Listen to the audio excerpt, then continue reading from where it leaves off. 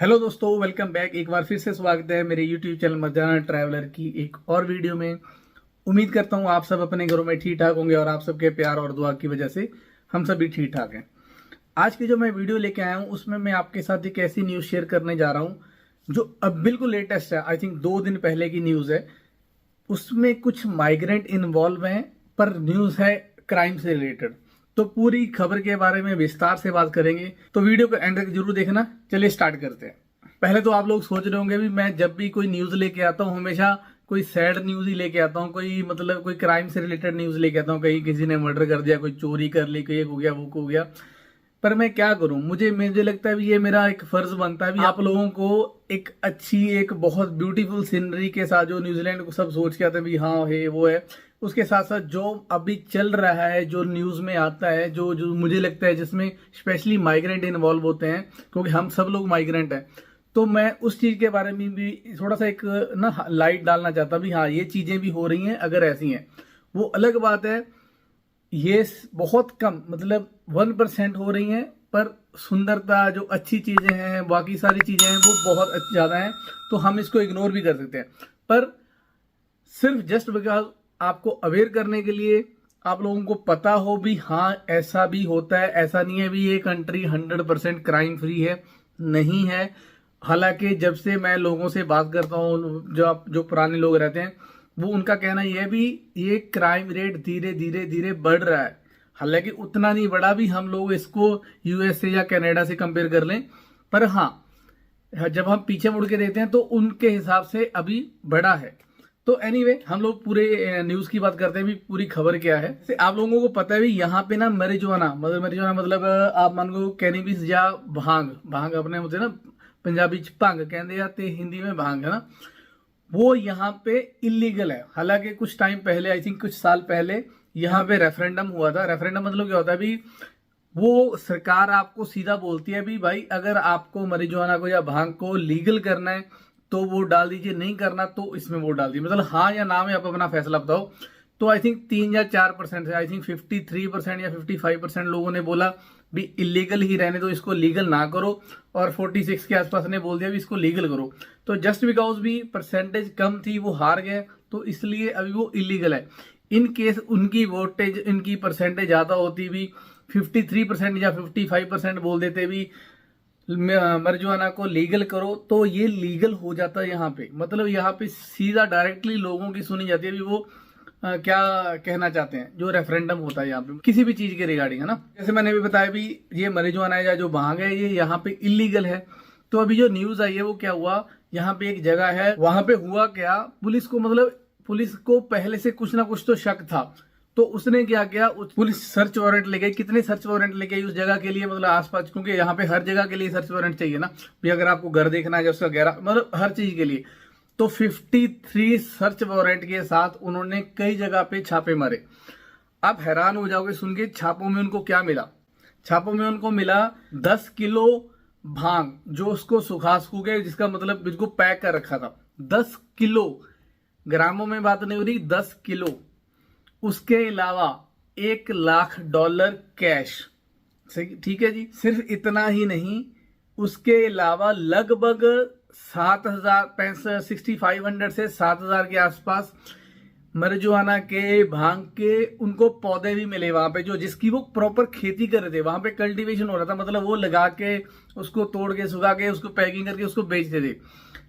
1 लाख जो dollar cash मिला है, उसके बिना ये बाकी सारी अमाउंट जो जिसका उन्होंने हिसाब चलाया भी कितने का था सारा कुछ, लगभग $16 मिलियन से $25 मिलियन, 16 to 25 मिलियन डॉलर के आसपास थी। इतना बड़ा सिंडिकेट चल रहा था ना ये। आप मतलब क्योंकि जो चीज इलीगल है उसको आप कर रहे हो, और वो भी इतने बड़े लेवल पे, तो सुन के हैरानी से होती है ना।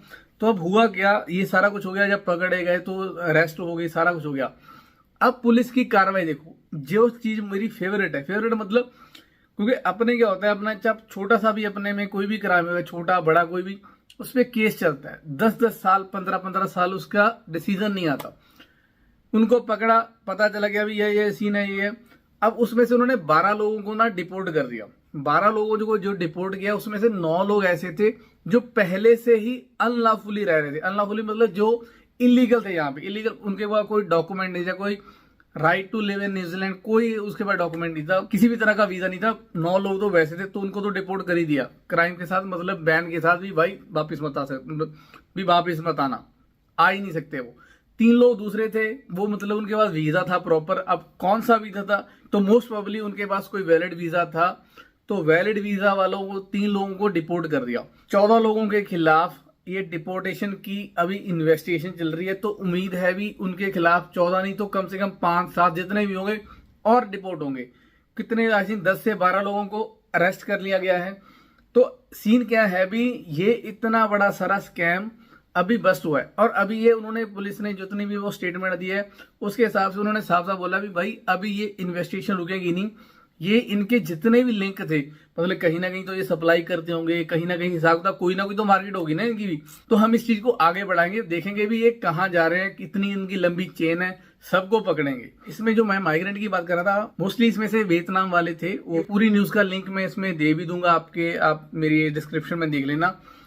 उनके हिसाब से ये एक ऑर्गेनाइज्ड क्राइम है जो स्पेशली इसके लिए तैयार किया जाता है, जो स्पेशली इसको करने के लिए लोग यहाँ पे आते हैं। दूसरा उन्होंने बताया भी हम लोग कुछ एक्रीड माइग्रेंट से भी इन्वेस्टिगेट कर रहे हैं, जो भी जितने माइग्रेंट पकड़े गए हैं या इन्वेस्टिगेशन चल रही है उनसे बात कर रहे हैं, और हम उनके जो एक्रेडिटेड एम्प्लॉयर हैं उनसे भी इन्वेस्टिगेट करेंगे, उनसे भी पूछेंगे भी वो वहां पे काम कैसे कर रहे हैं जब वो तुम्हारे अंडर है। मतलब वो पूरी डिटेल, पूरा भी पता नहीं और क्या क्या सामने आएगा। ये मतलब ये मैं बताने की कोशिश कर रहा था। सोचो भी ड्रग कल्टीवेशन, मतलब तुम पहले तो उसको लगा रहे हो, उसकी कल्टीवेशन इलीगल है, फिर उसकी डीलिंग तो ऑब्वियसली इलीगल है, प्लस मनी लॉन्ड्रिंग, क्योंकि इतना $1 लाख कैश, क्या मतलब है, वो लीगल तो हो नहीं सकता। सिंपल सी बात है ना, कैश में जब से मैं यहाँ पे आया हूं, आप मान के चलो मैंने मुश्किल से $50,000-100 निकलवाए होंगे कैश में, क्योंकि यूज ही नहीं होता कैश। हर जगह आपका डिजिटल हिसाब तक चलता है, वो आपका कार्ड चलता है, टैप करो पेमेंट हो जाती है। तो $1 लाख कैश कैसे आया, तो इट मीन्स वो मनी लॉन्ड्रिंग वाला हिसाब तो होगा, क्योंकि जिसको भी पे करते होंगे, क्योंकि ट्रांजैक्शन करेंगे तो पता चल जाएगा। तो ऑब्वियस ही बात है, कहीं से बेचते होंगे, वहां से जो इनकम आ रही है वो कैश में आएगी। तो ये मनी लॉन्ड्रिंग का भी बहुत बड़ा सीन हो गया। तो ये अभी पता नहीं आगे क्या क्या आएगा। हाँ ये है भी, मैं तो एक्शन की तारीफ कर रहा था भी, अगर जैसे ही उनको पता चला उन्होंने एक्शन लिया, डिपोर्ट, हाथों डिपोर्ट, जो भी एक्शन बनता था वो एक्शन किया। आगे की इन्वेस्टिगेशन चलेगी, जैसे एक्रेडिटेड एम्प्लॉयर स्कैम में हो रही है, जैसे जैसे इन्वेस्टिगेशन हो रही है, आप उनकी एक्रेडिटेशन कैंसिल कर रहे हो, उनको फाइन कर रहे हो, सब कुछ हो रहा है। मतलब इन्वेस्टिगेशन पे यहाँ पे आप ट्रस्ट कर सकते हो भी, इनकी इन्वेस्टिगेशन कहीं ना कहीं पे रिजल्ट लेके आएगी। तो बस यही था, आप लोगों के साथ यही शेयर करना था भी, एक ऐसी न्यूज है भी जो मुझे पर्सनली बड़ा हैरान कर दिया। इसने हैरान मुझे इसलिए कर दिया क्योंकि इतने बड़े लेवल पे कल्टीवेशन करना है ऐसे ड्रग्स की जो इलीगल है, कमाल है। चलो एनीवे, जो हुआ एंड में अच्छा हुआ। बाकी आप लोग अपना ख्याल रखो, खुश रहो, प्यार बांटते रहो, अपने आसपास जितना हो सके सफाई रखो, एक दूसरे की हेल्प करो। मिलते हैं आपको नेक्स्ट वीडियो में, तब तक के लिए रब रखा।